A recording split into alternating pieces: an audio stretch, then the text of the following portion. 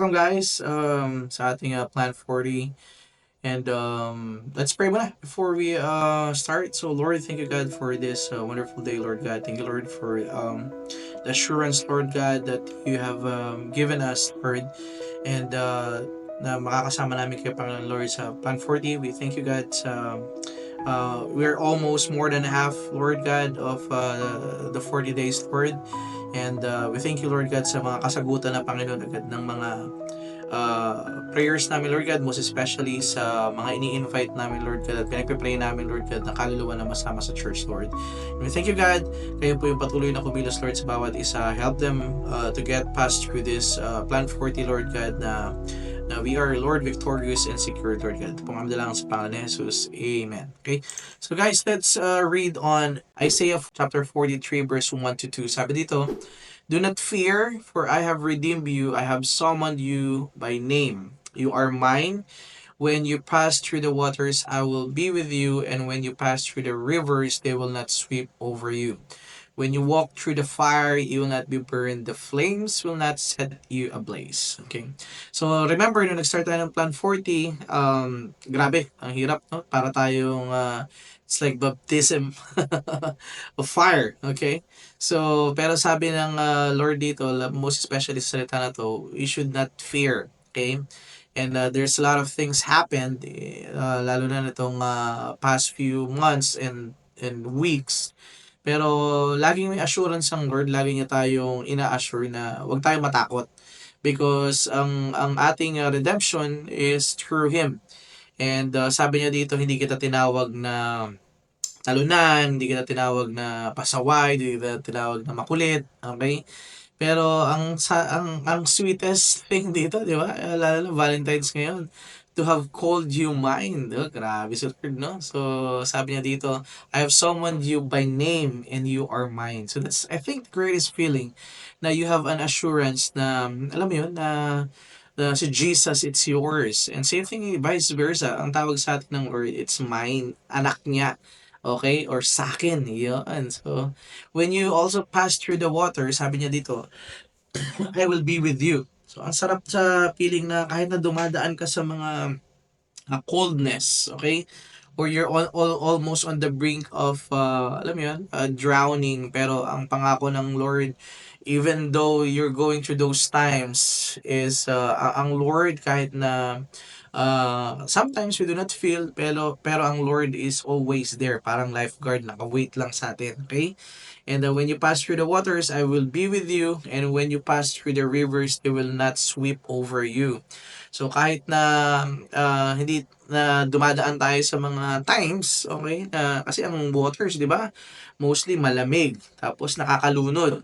So, I don't know if you're experiencing like yung para bang lunod na lunod ka na sa buhay, sa kalungkutan, okay? Lunod na lunod ka na sa sitwasyon na hindi mo na alam na para bang malulunod ka na, yung ano na, yung parang tubig nandito na sa leeg, di ba? It's already sa ano na, sa leeg na, sa neck. So, pero ang pangako ng Lord, hindi kanya hayaang ma-drown, hindi kanya hayaang malunod, wala na, hindi kanya papabayaan. Okay? So, when you also walk through the fire, you will not be burned. Okay? The flames will not set you ablaze. Okay? So, today, whatever you're going through, it might be drowning you, it might be burning you up. Okay? Yung mga bagay na nakakapag-init ng ulo, 'di ba? Nung Plan 40, talagang mag-iinit yung ulo mo eh. Okay? Talagang tumataas yung pressure. Pero even though the pressures, alright, are increasing, okay? Stressful ang situation. Ang sabi ng Lord, the flames will not set you ablaze. Okay? It will not harm you. Okay? So, as we go through our lives and our daily lives, huwag tayong matakot. Okay? May assurance tayo sa Lord. There is hope always in the Lord na kahit ano pa pinagdadaanan natin today, ang sinasabi niya sa atin is, He will always be with you. Okay? So, do not fear, do not doubt, okay? Kasi alam ni Lord yung ginagawa niya. Lagi kong sinasabi to na ang Lord, whenever things are not going in our way, okay? Laging may pinaiintindi sa atin ng Lord. Laging merong next or purpose kung bakit tayo dumadaan sa mga bagay na yun. So, if it's God's will, okay, you will just go through that storms, even masakit, mahirap, okay, you always feel drowning. Pero after nun, di ba, kahit na anong bagyo pa, there will always that rainbow, okay, after the storm. And ang sarap sa feeling na tinatawag tayo ng Lord na sa Kanya. Okay? So, assurance mo sa Lord yon na He will always be with you. And then, if you're praying for someone in your life today, okay, na huwag kang matakot. Kunyari, may family members kang may sakit, meron kang family members na you're going through a situation na para bang almost the brink of no return. So, I'm telling you right now na kasama mo ang Lord in times of in those situations. Okay? So, trust in Him, have faith in Him, have hope in Him. Okay? Kasi yung Lord natin is matibay na sandigan at sandalan. Okay? So, he is the rock who never fails. Okay? So, kung meron tayong sasandalan, ipuput natin yung faith natin and our security or assurance sa Lord lang dapat. Okay? Hindi sa tao, hindi sa trabaho natin, hindi sa pag-aaral natin, hindi sa kung anong meron tayo ngayon. Pero kasi lahat yun pwedeng mawala at masira. Pero ang Lord, never. It's indestructible. Ang pangako ng Lord sa buhay mo, it's indestructible. It will happen. So do not fear. Do not worry. Okay? Do not doubt. Okay? So, yun lang. Let's pray. Lord, thank you, God, sa iyong salita, Panginoon, which is in Isaiah, Lord God, that we should not fear, Lord God.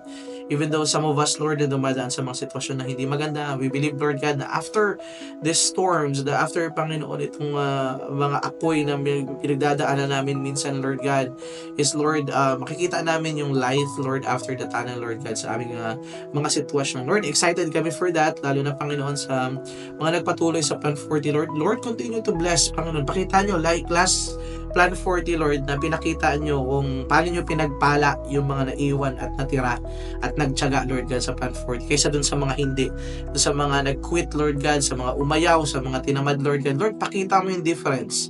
Okay, Lord, pakita mo, Panginoon, yung difference sa kanila para, Lord, maging always fruitful at purposeful, Lord God, yung mga Plan 40s namin, Lord God, yung mga prayer and fasting namin, Lord God. And once again, Lord, thank you, Panginoon, sa mga nanatili sa Plan 40, Lord God. Continue to bless them, prosper them, Lord God. Give them another vision level, Lord God, passion and encouragement, Lord God.